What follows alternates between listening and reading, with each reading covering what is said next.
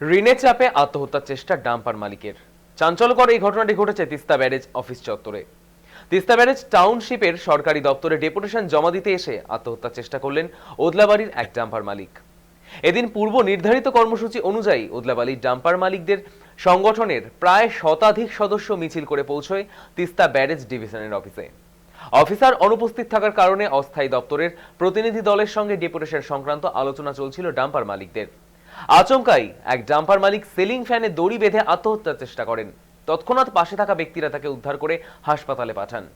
পরবর্তীকালে ওই ডাম্পার মালিক জানান, দীর্ঘদিন ধরে ঋণের চাপে জর্জরিত তিনি।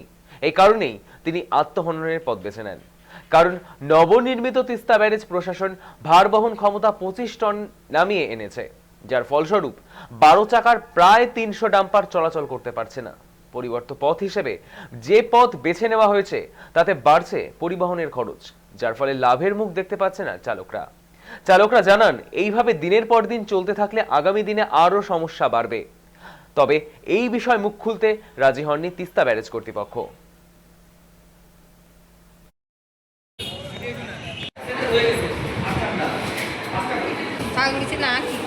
দেখেন, আমরা কিন্তু যখন তিস্তা ব্যারেজ খোলা ছিল তখন গাড়ি কিনছি।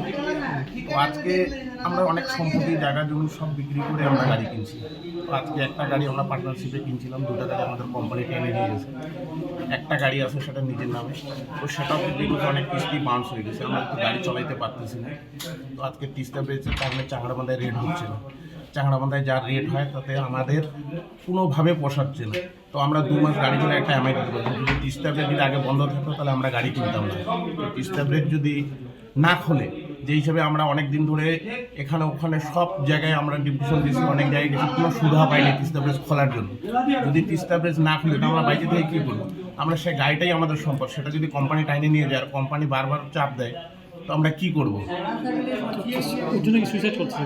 এছাড়া তো কোনো রাস্তা নেই আমাদের।